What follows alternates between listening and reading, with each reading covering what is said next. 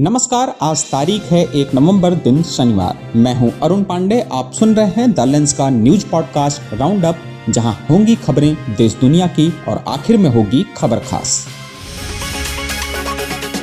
छत्तीसगढ़ राज्य स्थापना के 25 वर्ष पूरे होने पर आज प्रधानमंत्री नरेंद्र मोदी नवा रायपुर पहुंचे। पीएम ने 350 करोड़ रुपए की लागत से बने नए विधानसभा भवन का लोकार्पण किया। पारंपरिक महल शैली में बने इस भवन में 13 गुंबद हैं, जिनमें धान की बालियां उकेरी गई हैं, जो राज्य की कृषि परंपरा का प्रतीक हैं। लोकार्पण के दौरान पीएम मोदी ने पूर्व प्रधानमंत्री अटल बिहारी वाजपेयी की प्रतिमा का यहां पर अनावरण किया। साथ ही 14,000 करोड़ रुपए की परियोजनाओं का शिलान्यास भी किया।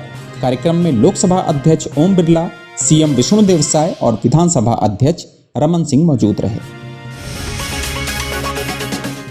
आंध्र प्रदेश के श्रीकाकुलम में आज एक बड़ा हादसा हो गया। प्रसिद्ध वेंकटेश्वर मंदिर में देवोत्थानी एकादशी के मौके पर भीड़ उमड़ने से भगदड़ मच गई, जिसमें अब तक 10 श्रद्धालुओं की मौत की पुष्टि हुई है। इनमें ज्यादातर महिलाएं हैं। कई लोग घायल हैं, जिन्हें नजदीक के अस्पतालों में भर्ती कराया गया है।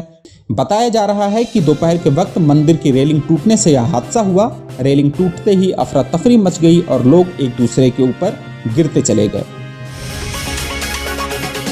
उधर इंडियन ऑयल ने आज से 19 किलो वाले कॉमर्शियल एलपीजी सिलेंडर के दाम घटा दिए हैं। दिल्ली में अब ये सिलेंडर 1590 रुपये 50 पैसे का मिलेगा, यानी 5 रुपये सस्ता हुआ है। कोलकाता में सबसे ज़्यादा 6 रुपये 50 पैसे की कटौती के बाद दाम अब 1694 रुपये हो गए हैं। मुंबई में 5 रुपये की कटौती के बाद दाम 1542 हो गए हैं। वहीं चेन्नई में 4.5 रुपये की कमी की गई है। नया रेट वहाँ पर 1750 रुपये हो गया है। लेकिन पिछले महीने की 15 रुपए की बढ़ोतरी के बाद ये कटौती मामूली ही है। वहीं घरेलू एलपीजी सिलेंडर की कीमतों में कोई बदलाव नहीं किया गया है। पटना के मोकामा में आरजेडी के पूर्व नेता और जन सुराज पार्टी के समर्थक दुलार चंद यादव की हत्या मामले में पोस्टमार्टम रिपोर्ट में चौंकाने वाला खुलासा हुआ है। रिपोर्ट में मौत का कारण दिल और फेफड़े में गहरी चोट के कारण हार्ट फेल बताया गया है। बीते गुरुवार को मोकामा में जन सुराज पार्टी के उम्मीदवार पीयूष प्रियदर्शी के लिए प्रचार करते वक्त हिंसक झड़प में उनकी मौत हो गई थी। समर्थकों का आरोप था कि उन्हें गोली मारी गई और गाड़ियों से कुचल दिया गया था। उधर बिहार विधानसभा चुनाव में प्रचार के दौरान कांग्रेस सांसद प्रियंका गांधी वाड्रा ने एनडीए पर तीखा हमला बोला। बेगूसराय की रैली में बेरोजगारी और पलायन पर सवाल उठाते हुए उन्होंने कहा, बिहार में कोई डबल इंजन सरकार नहीं है, सब दिल्ली से चलता है। एनडीए विभाजनकारी राजनीति और नकली राष्ट्रवाद फैला रही है। मतदान के अधिकार पर जोर देते हुए उन्होंने दावा किया कि एसआईआर के जरिए बिहार में 65 लाख वोटरों के नाम काट दिए गए। वहीं महाराष्ट्र में सियासी पारा आज उस वक्त चढ़ गया जब चुनाव आयोग के खिलाफ निकाले जाने वाले एक मार्च को पुलिस ने अनुमति नहीं दी। महाविकास अघाड़ी और राज ठाकरे के नेतृत्व वाले मोर्चे को मुंबई पुलिस ने रैली की अनुमति देने से इनकार कर दिया था। हालांकि बाद में एक सभा का आयोजन हुआ, जिसमें राज ठाकरे, उद्धव ठाकरे और शरद पवार ने एक साथ सत्य मार्च निकाला। इस दौरान उद्धव ठाकरे ने आरोप लगाया कि उनके नाम से एक फर्जी नंबर और सक्षम ऐप के जरिए चुनाव आयोग में आवेदन किया गया था।